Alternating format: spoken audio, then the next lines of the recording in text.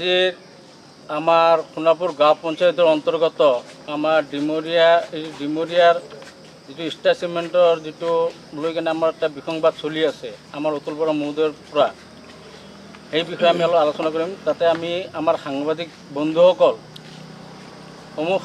বন্ধুসকলক আমি আন্তৰিকতাৰে ধন্যবাদ দিছোঁ যে আমাৰ এই সংবাদ মেলটো তেওঁলোকে আমাৰ উপস্থাপন কৰিবৰ কাৰণে আমাক সুবিধাখন দিলে। কথা হ'ল, আমাৰ যোৱাকালি আমাৰ অতুল বৰা ডাঙৰীয়াই যিটো আন্দোলন কৰিলে, গণতান্ত্ৰিক আন্দোলন কৰা চবৰে অধিকাৰ আছে, কৰক, আমি তাতে একো বাধা দিবলৈ আমাৰ একো নাই। তেওঁক আন্দোলন কৰে, কিবা কৰে, কৰি থাকক। কিন্তু তাতে এটা কথাটো হ'ল যে অতুল বৰা ডাঙৰীয়াই আমাৰ সিদিনাখন যিটো আমাৰ ৰাজহুৱা শুনানি হ'ল, ৰাজহুৱা শুনানিত এইটো পলিউশ্যন কণ্ট্ৰল বোৰ্ডে যিটো শুনানি আৰম্ভ কৰিলে, সেই প্ৰদূষণ নিয়ন্ত্ৰণ বোৰ্ডৰ যিটো শুনানিত তেওঁ ক'লে কি যাতে ইয়াতে কোনোবা বাংলাদেশী, কোনোবা পাকিস্তানীয় মানুহ আকৌ মদে ভাতে ভোজ ভাত খুৱাই যিটো অভিযোগ আনিছে, সেই অভিযোগটোক আমি কোনচাতে নাকচ কৰিছোঁ। নম্বৰ ওৱান, আমি কোনচাতে এইটো নাকচ কৰিছোঁ। তেওঁৰ এইটো ভিত্তিহীন কথা। আৰু যদি তেওঁৰ তাত কিবা তথ্য প্ৰমাণ আছে, তেওঁ আহক, আহি কেনে আমাৰ ইয়াত কোন কোন বাংলাদেশী আছে তেওঁ বাংলাদেশীখিনি ওলাই দিয়ক, তেওঁক আমি ৱেলকাম কৰিম।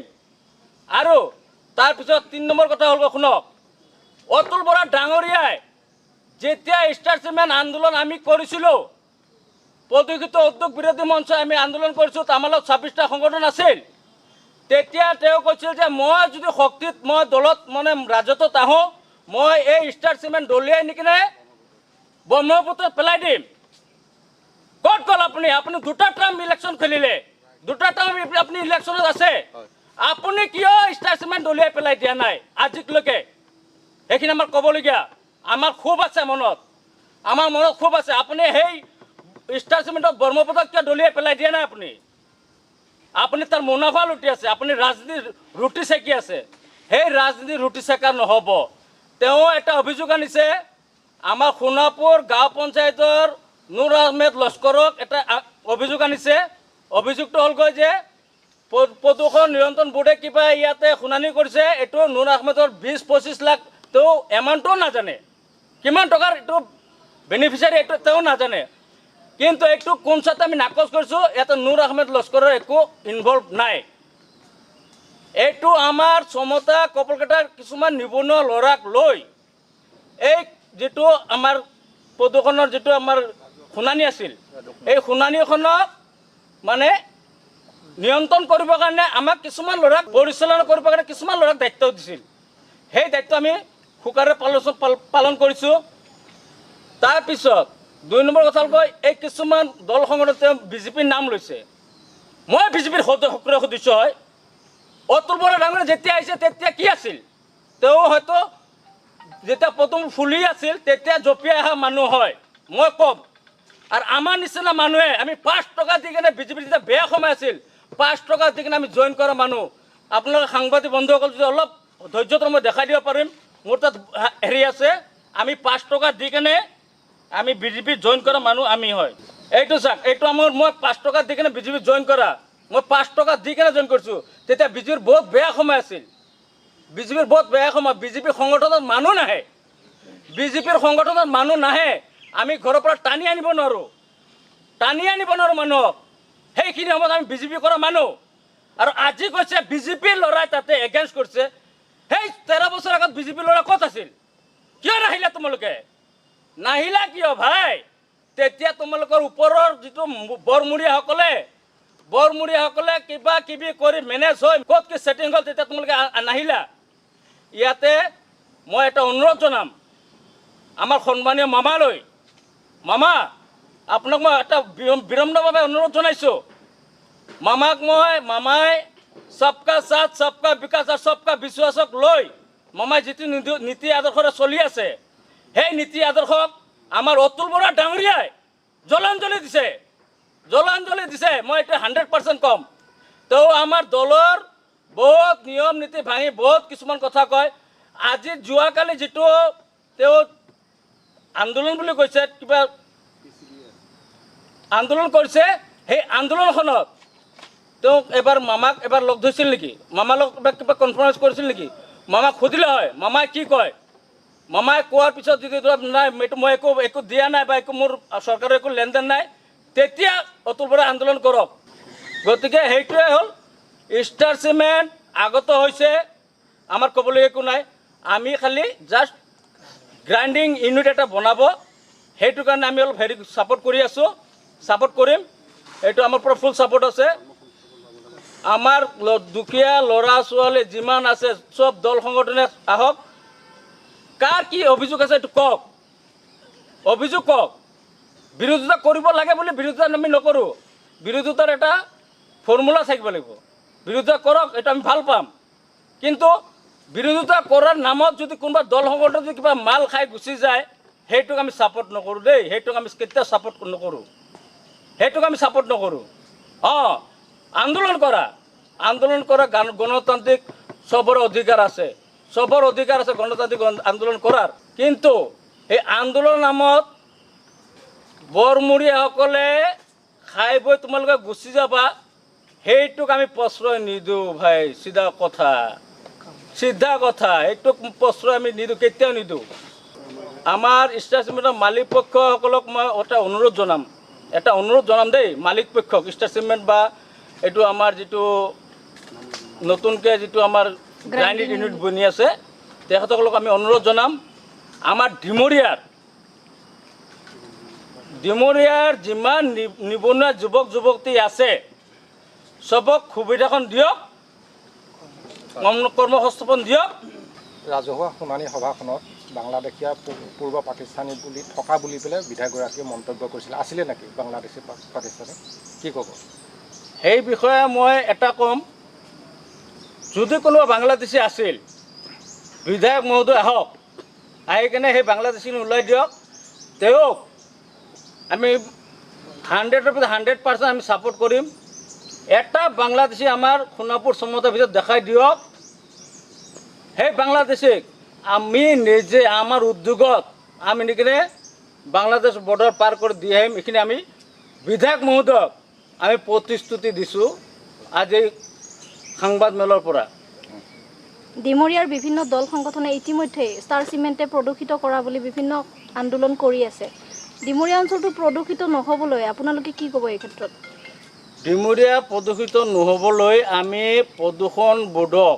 বিনম্ৰভাৱে অনুৰোধ জনাম প্ৰদূষণ বোৰ্ডে এইটো ক্ষেত্ৰত আগভাগ লয় যেন আৰু যাতে আমাৰ ডিমৰীয়াখন প্ৰদূষণ মুক্ত হৈ থাকে তাৰ বাবে প্ৰদূষণ বোৰ্ডে যথা ব্যৱস্থা ল'বলগীয়া হয় তেওঁলোকে লওক তাতে আমাৰ ক'বলগীয়া একো নাই তাতে ষ্টাৰ চিমেণ্ট ইনভল্ভ হওক কোনোবা ইনভল্ভ হওক চৰকাৰ ইনভল্ভ হওক কিন্তু আমাৰ ডিমৰীয়াখন প্ৰদূষিত মুক্ত হ'ব লাগে যিহেতু যথেষ্ট নিবনুৱা আছে ডিমৰীয়া অঞ্চলত শিক্ষিত নিবনুৱা সেইসকলৰ চাকৰিৰ ক্ষেত্ৰত বা সংস্থাপনৰ ক্ষেত্ৰত আপোনালোকে কিবা কথা পাতিছে নেকি ষ্টাৰ চিমেণ্টৰ লগত যিহেতু আজিৰ পৰা 13 বছৰ আগত ষ্টাৰ চিমেণ্ট হৈ গ'ল ষ্টাৰ চিমেণ্ট অলৰেডি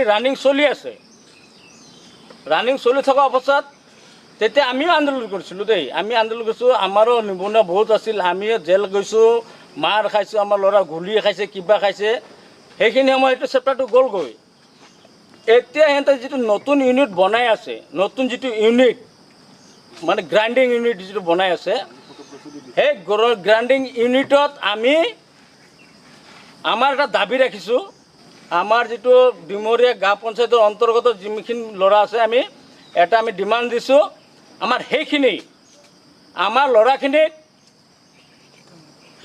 শিক্ষিত নিবনুৱা ল'ৰাখিনিক মানে সংস্থাপন দিব লাগিব ষ্টাৰ চিমেণ্টক আমি এটা দাবী জনাইছোঁ অলৰেডি আৰু পিছলৈকে যদি আৰু কোনোবা যদি আৰু আহে চবকে আমি ইনভল্ভ কৰিম আহক অল ডিমৰীয়া ল'ৰা হওক অনলি ফৰ ডিমৰীয়া ল'ৰাই কৰিব কিন্তু তাৰ মাজত এটা কথা কৈ দিওঁ কিছুমান স্পেচিয়েলিষ্ট আছে যেনেকৈ ধৰি লওক আপোনাৰ টেকন'লজিবিলাক আমাৰ ডিমৰীয়া হয়তো আমি জানামতে আমাৰ অলপ কম আছে টেকন'লজিবিলাক সিহঁতে বাহিৰৰ পৰা আনিব ক'ৰবাৰ পৰা আনিব কৰক কিন্তু বাকীখিনি আমাৰ ডিমৰীয়া ল'ৰাখিনি পাব লাগিব 199%। এই দাবীটো মানি লৈছেনে নাই তেওঁলোকে? দাবী মানি ল'ব লাগিব 100%। মই কৈছোঁ দাবী মানি ল'ব লাগিব।